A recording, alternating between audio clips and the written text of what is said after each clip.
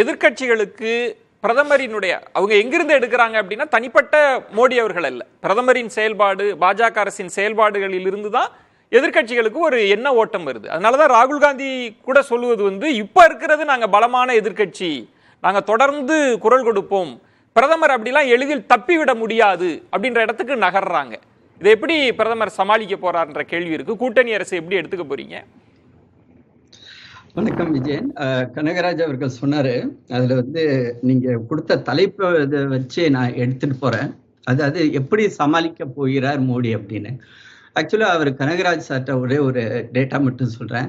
தேர்தல் ரிசல்ட் வந்தது 4ஆம் தேதி, இன்னைக்கு 20 நாள் ஆச்சு, இன்னைக்கு 24ஆம் தேதி.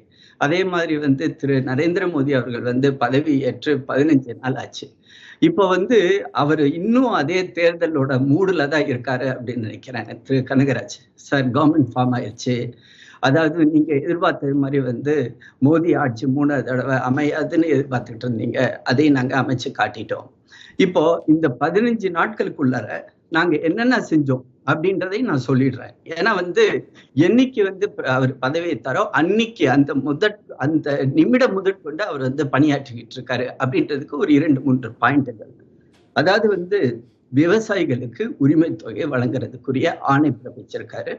அடுத்ததாக 3 கோடி மக்களுக்கு கூடுதலாக பிரதம மந்திரி வீட்டு வசதி அதுக்குரிய அந்த ஆணை பிறப்பிச்சிருக்காரு. மூணாவது ஜம்மு காஷ்மீர்ல ஒரு பெரிய அதாவது உலகத்திலேயே உயர்வான ஒரு பாலம், ரயில் பாலம், அது மேல சீனாப் அப்படின்ற ஒரு நதி, அந்த நதிக்கு மேல அந்த பாலத்துல ரயில் ஓடிட்டு இருக்குது இந்த 15 நாளா. 4வதாக ஜம்மு காஷ்மீர் மாநிலத்துல 1500 கோடி ரூபாய்க்கு நலத்திட்டம் கொடுத்திருக்காரு. 5வதாக எந்த பூரி ஜெகநாத் அப்படின்னு சொன்னார் இல்ல, நீங்க பட்டியலிடுறீங்க, அதை யாரும் மறுக்கல. ஆனா எதிர்க்கட்சிகளின் கேள்விகளுக்கோ சந்தேகங்களுக்கோ நீங்க பதில் கொடுத்திருக்கீங்களா? அங்கதானே அரவணைப்பு சாத்தியம். இப்ப ராகுல் சொல்றாருல, நீங்க சொன்ன மாதிரியே தான் பேராசிரியர், முதல் 15 நாள்ல 10 சம்பவங்கள்னு அவர் பட்டியல் போடுறாருல. அப்ப இதுக்கு எல்லாம் நீங்க பதில் கொடுத்தாதானே இணக்கம் வரும், அங்க அரவணைப்பு வரும். நாங்க எங்களுடைய செயலால் தான் சார் நாங்க பதில் கொடுக்கிறோம். நாங்க அங்க உட்காந்துக்கிட்டு அவங்க கூச்சலிடுறாங்க இல்லைங்களா பாராளுமன்றத்துல, அது மாதிரி நாங்க கூச்சலிட வேண்டிய அவசியம் இல்லை. ஏன்னா நாங்க ஆளுங்கட்சி. அதாவது 292 பேர் கொண்ட எங்களுடைய என்டிஏ கூட்டணி ஆட்சி இது. இந்த கூட்டணியோட ஆட்சியானது தன்னுடைய செயல்பாடுகள் மூலமா தான் நாங்கள் பதில் சொல்லுவோம். இதே இவர் திரு ராகுல் காந்தி சொன்னாரு, நீட்டை பத்தி சொன்னார். இன்னைக்கு என்டிஏ அப்படின்ற அந்த நேஷனல் டெஸ்டிங் ஏஜென்சியுடைய தலைவரை நேற்று மாத்திருக்கோம். இன்னொருத்தருக்கு வாய்ப்பு கொடுத்திருக்கோம், அவரை ஸ்ட்ரீம்லைன் பண்ண சொல்லியிருக்கோம். அதே மாதிரி சிபிஐ கிட்ட அதுக்குரிய அந்த விசாரணை நடத்தக்கூடிய முழு பொறுப்பையும் கொடுத்து விட்டோம். அதே மாதிரி பாத்தீங்கன்னா ஒரு ஹை லெவல் கமிட்டி, முன்னாடி இஸ்ரோவோட சேர்மனா இருந்தார் இல்லைங்களா, அவரோட தலைமையில ஒரு ஹை லெவல் கமிட்டி இந்த என்டிஏ நடத்தக்கூடிய எல்லா பரீட்சைகளையும் ஒரு தடவை நீங்க ரிவ்யூ பண்ணுங்க, அதுல என்னென்ன சேஞ்சஸ் பண்ணணுமோ அதை பண்ணுங்க. அந்த சேஞ்சஸ் எதிர்க்கட்சிகளுக்கு காது கொடுக்கிறதுன்னு சொல்ல வரீங்க. செயல் மூலமா நாங்க எதிர்க்கட்சிகளுக்கு நாங்க நிரூபிக்கிறோம்.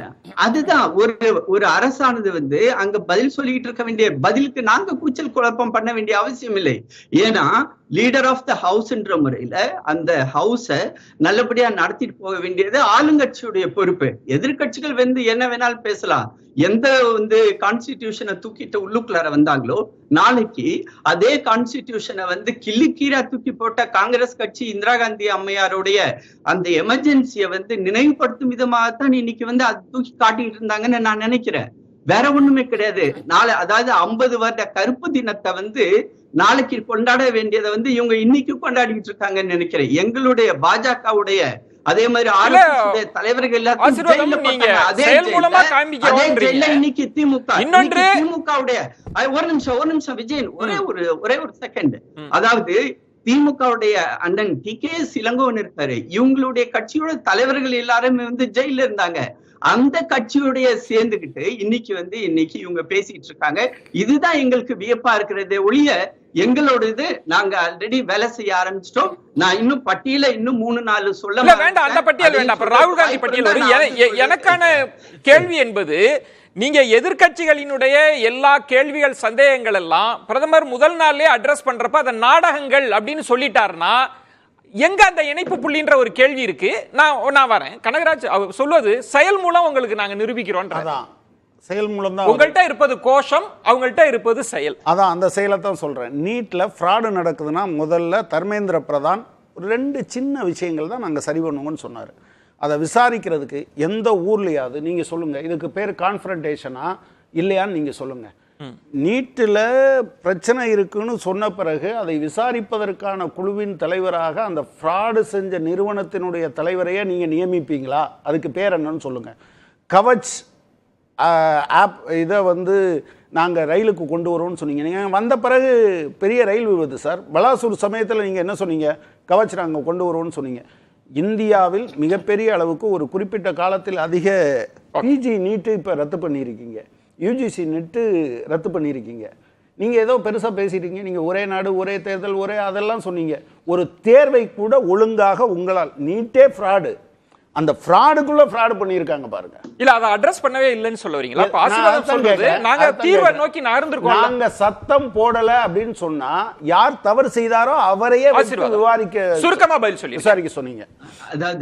அதாவது அவர் சொல்றாரு இல்லைங்களா, அந்த இதுல ஒரே ஒரு திருத்தம் கனகராஜ் அவர்களுக்கு சொல்றேன். அவர் சொல்றாரு இல்லைங்களா, அந்த என்டிஏ உடைய பரீட்சை நடத்துற அதே தலைவரை வச்சு அதை விசாரிக்கிறாங்கன்னு.